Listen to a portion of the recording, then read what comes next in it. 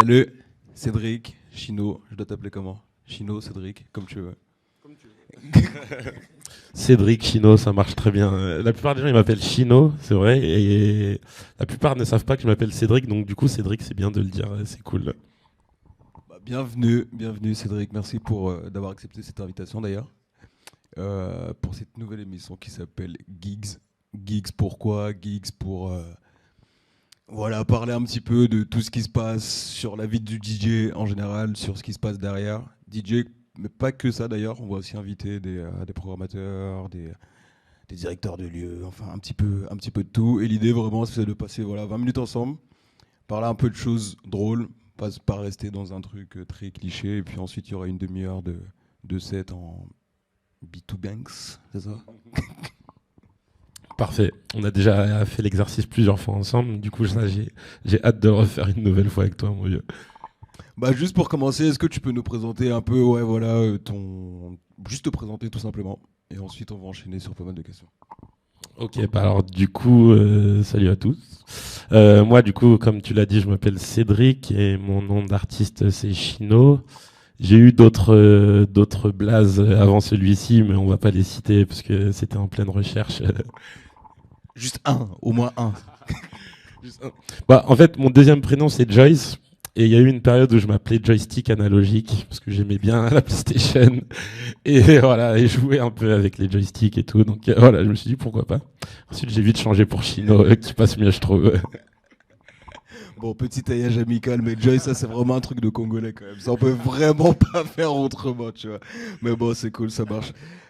Chino, dis-nous, ça fait combien de temps maintenant que que t'es DJ? Mon premier cachet, il remonte à 2011 ou 2012. C'était au Glazart. C'était ma toute première date officielle. Et donc, c'était là-bas que j'ai joué pour la première fois et que je me suis lancé dans le DJing, on va dire. Et voilà.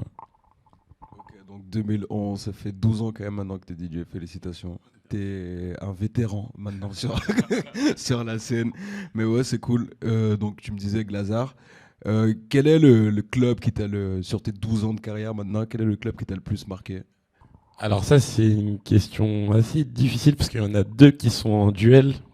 Mais je dirais que celle qui m'a le plus marqué, c'est une date que j'ai fait en Géorgie, dans un club qui s'appelle Monkey, qui est au bord d'un lac. C'est une sorte, enfin c'est un open air, mais qui dure de 23 jusqu'à 10h, 11h du matin, un truc comme ça. Et j'ai joué là-bas pour la première fois en septembre 2022, et c'était la date qui m'a le plus marqué en termes d'ambiance et d'énergie de ce que j'ai ressenti. Et l'autre date qui vient en duel avec celle-ci, c'est celle que j'ai fait au Sisyphos l'année dernière aussi. Le Sisyphos en termes de vibes et de ressentis, c'est vraiment juste incroyable. Et je pense que tous ceux qui ont déjà joué là-bas peuvent en attester aussi.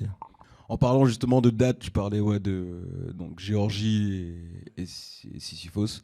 Bon, Sisyphos, je pense que même s'il n'y a pas tout le monde qui a joué au Sisyphos, c'est quand même un club qu'on connaît en tout cas d'un point de vue français. J'ai envie un peu de creuser sur la partie Géorgie parce que moi, amicalement, je t'appelle tout le temps Chinochvili. Est-ce que tu peux nous parler un peu de la Géorgie? Comment ça s'est fait pour toi pour la première fois que tu es parti jouer en Géorgie? Comment ça a été? Quel était le plug? Alors du coup, ça c'est un peu un gros coup du sort, un gros coup de chance aussi, parce que ça en fait partie un peu de tout ça.